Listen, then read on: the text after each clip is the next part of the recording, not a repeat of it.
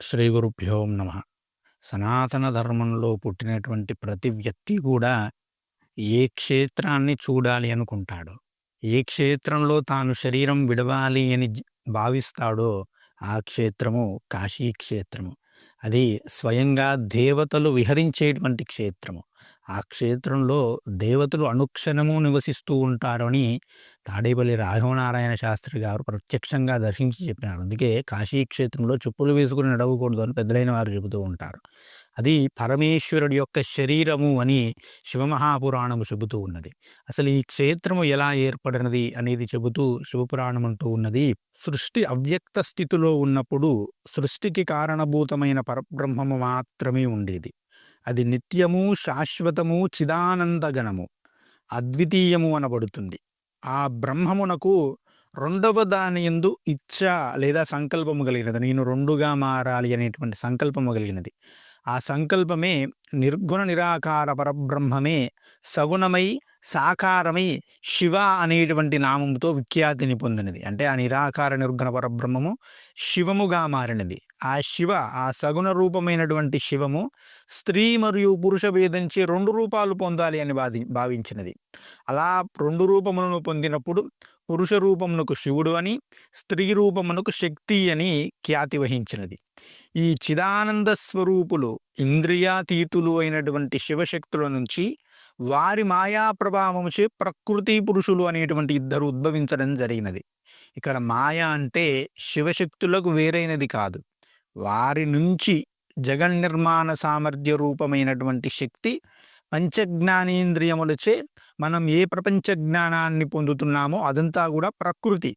దానికి ఆధారభూతంగా నిలిచేటటువంటి చైతన్యమే పురుషుడు అని అర్థము. ఈ ప్రకృతి పురుషులకు నిర్గుణ పరబ్రహ్మము నుంచి ఒక ఆదేశము లభించినది. ఏమిటంటే తపస్సు చేసి ఆ పైన సర్వశ్రేష్టమైనటువంటి సృష్టిని చేయండి అనే సందేశం వచ్చినది. శబ్దము వచ్చినది, మొట్టమొదటి శబ్దము వచ్చినది. ఆ శబ్దమే ప్రణవం అంటారు. అప్పుడు ఆ ప్రకృతి పురుషులు విస్మితులైపోయారు. ఆశ్చర్యము చెందిన వారి, ఓ ప్రభు మీరు తపస్సు చేయమంటున్నారు, మరి తపస్సు ఎక్కడ చేయాలి? తపస్సు చేయడానికి అసలు ఎక్కడ స్థలము ఉంటుంది? అంతా కూడా అపారమైనటువంటి శూన్యము తప్ప ఏమీ లేదు, తపస్సు ఎక్కడ చేయాలి అంటే అప్పుడు ఆ శివం, ఆ పరమేశ్వరుడు తన శరీరములో నుంచి ఒక భాగమును తీసి భూభాగమును సృష్టించడం జరిగినది. ఆ భూభాగమునే కాశీ అనేటువంటి పేరు పెట్టినాడు. అది అఖండమైనటువంటి దీప్తులతో అప్పుడు ఉన్నటువంటి సమస్త బ్రహ్మాండమును కూడా వెలుగొందేలా చేసింది. కాశ్రాంతు దీప్తి ఇది కాశీ అని కాశీఖండం చెబుతూ ఉన్నది. అంటే ప్రళయకాలంలో కూడా తన వెలుగుల చేత ఈ లోకములను దారి చూపుతుంది కాబట్టి కాశీ అంటారని స్కాందపురాణం చెబుతూ ఉన్నది. ఆ విధంగా అఖండమైన వెలుగులతో కూడినటువంటి ఆ ప్రదేశంలో తపస్సు చేయండి అని ఆ ప్రకృతి పురుషులకు ఆ శివుడు ఆదేశం చేస్తే ప్రకృతి పురుషులు అక్కడ గొప్ప తపస్సు చేసినారు. అఖండమైనటువంటి తపస్సు చేసినారు. ఆ తపస్సు యొక్క కారణం వలన పురుషుడు యొక్క శరీరం నుంచి అఖండమైనటువంటి జలము అనేది ఉద్భవించడం జరిగింది.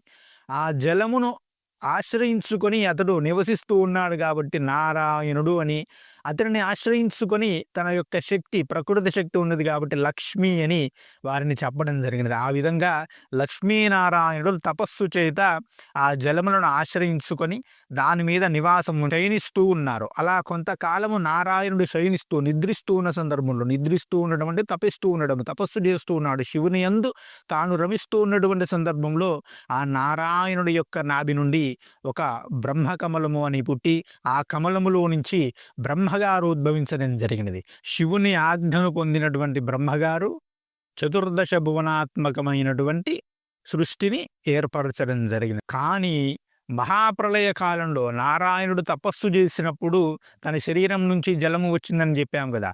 ఆ జలము కారణంగా సమస్తమైనటువంటి బ్రహ్మాండములు కూడా కొట్టుకొని పోతూ ఉంటే తాను ఏర్పరిచినటువంటి ఈ కాశీ అనేటువంటి భూభాగము కొట్టుకొని పోకూడదు అని పరమేశ్వరుడు తన త్రిశూలంతో దానిని ఎత్తి పైన నిలబెట్టడం జరిగినది. కాబట్టి ప్రళయకాలంలో కూడా ఈ యొక్క క్షేత్రము నశించదు అని పరమేశ్వరుడు వరమునివ్వడం జరిగినది. ఆ విధంగా పరమేశ్వరుడు యొక్క త్రిశూల స్పర్శను కలిగినటువంటి క్షేత్రము కాబట్టి కాశీలో అడుగు పెడితేనే ముక్తి లభిస్తుంది. కాశ్యాంతు స్మరణాన్ముక్తి, కాశీలో మరణించిన వారికి ముక్తి తథ్యం. అక్కడ కాశీఖండంలో శ్రీనాథుల వారు చెబుతారు, కాశీలో మరణించిన వారికి ఎలాంటి స్థితి పడుతుందో అంటే పాలిన్లు కదలంగా ఆ పార్వతీదేవి వచ్చి అతడికి ఊపుతుందట. ఇసనకర్రలాగా తన యొక్క కొంగును ఊపుతూ ఉందంట. ఎందుకంటే మరణించేటప్పుడు తీవ్రమైన తాపాన్ని పొందుతుంది శరీరము.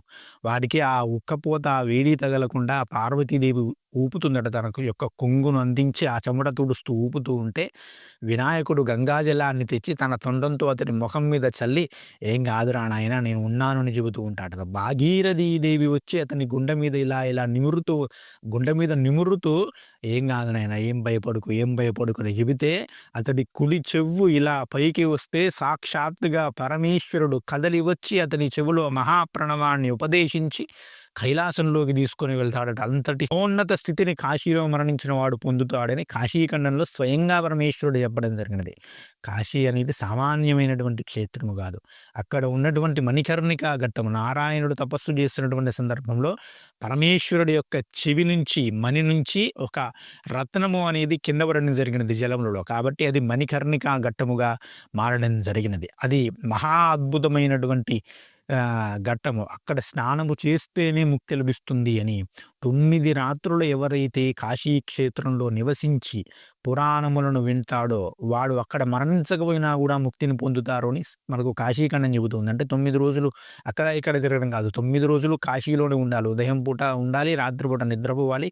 ఉదయం అంతా కూడా పురాణములు, శివపురాణము ఇత్యాది పురాణములు, కాశీఖండము వంటివి వింటూ శివనామ జపము చేస్తూ, శివనామ స్మరణ చేస్తూ రాత్రిపూట శివుని ఆ యొక్క కాశీలో నివసించి నిద్రించిన వాడు కాశీలో మరణించకపోయినా కూడా తన యొక్క సమస్త పాపములను కూడా తొలగించుకున్న వాడే ముక్తిని పొందుతాడు అని మనకు కాశీఖండము చెబుతూ ఉన్నది. కాశీలో 9 రాత్రులు నివసిస్తే కాశీలో ప్రవేశించగానే మనల్ని పట్టుకుని ఉన్నటువంటి పాపములన్నీ కూడా విడిచి చెట్టును ఆశ్రయించుకుంటాయట.